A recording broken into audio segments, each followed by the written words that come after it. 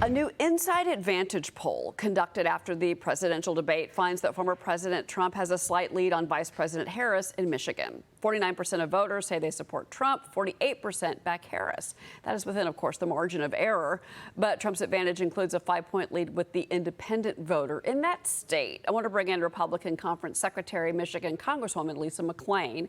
She's a member of the House Oversight, Armed Services, Education, and the Workforce and Budget Committees. Congresswoman, good morning to you. Talk about the reaction that you are hearing from your constituents in Michigan to what they saw on the debate stage Tuesday night.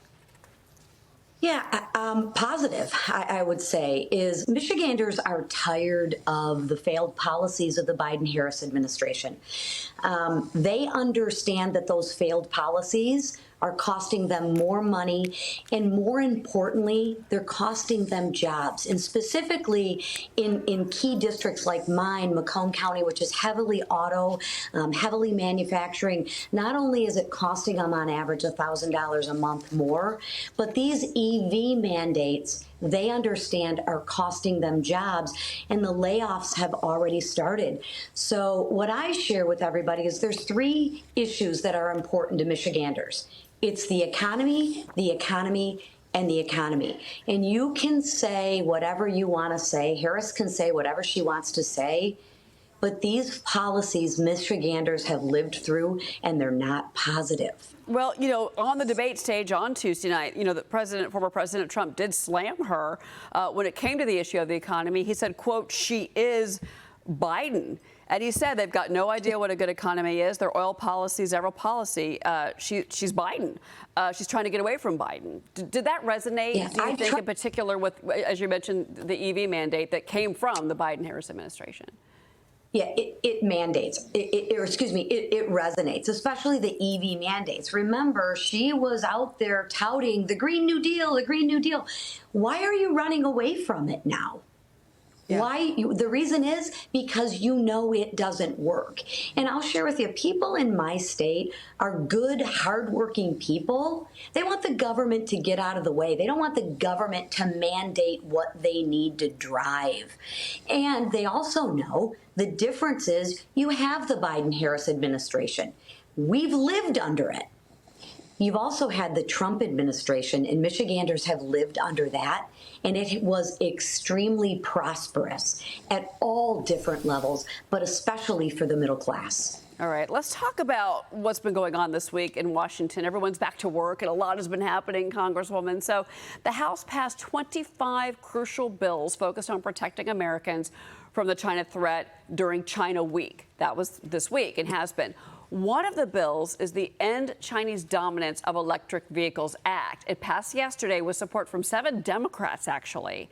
And this would amend the Internal Revenue Code, the IRS code of 1986, to exclude electric vehicle batteries sourced from a foreign entity of concern, which would be China, from the clean vehicle tax credit. That's a big push against those tax credits, obviously, and this would, you know, close that so-called Chinese billionaire loophole, Congresswoman McClain. So you voted in favor of the bill. Tell us more.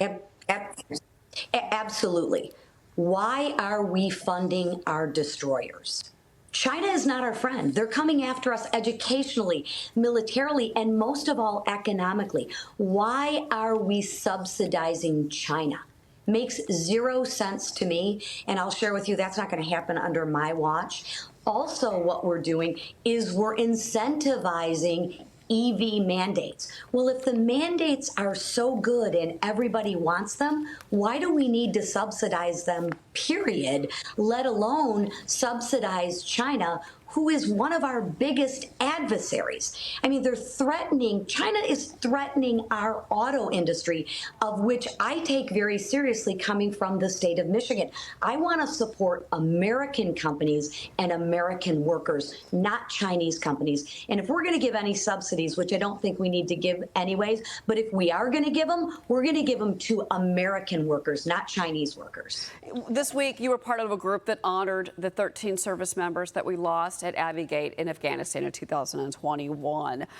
There is a piece by Joseph Sternberg this morning in the Wall Street Journal, and he talks about that 350-page policy postmortem on Afghanistan.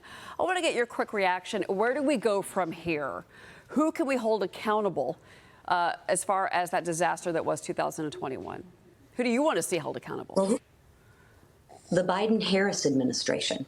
It's clear. But again, I want to go through due process. Let's go through the reports. Let's go through it line by line. It was a very sober, sombering ceremony, and I was happy to lead the legislation to at least honor the 13 service members that made the ultimate sacrifice. I mean, we had an opportunity, again, to meet with the families and to look in their eyes and feel their sorrow. It hurt. And it hurt even more knowing that it was preventable. That was what was so touching. And I think Mike Johnson did something that these families had been waiting for 3 years. He said two very powerful words, and those were, "I'm sorry."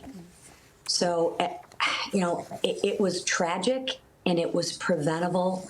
But more importantly, what we wanted to do was just recognize their sacrifice. But rest assured, we will get to the bottom of accountability. We will be looking forward to the work that you will be doing on this issue. Congresswoman Lisa McClain, thank you very much, Congresswoman. We'll be right back, everybody. Thank you. Have a great day.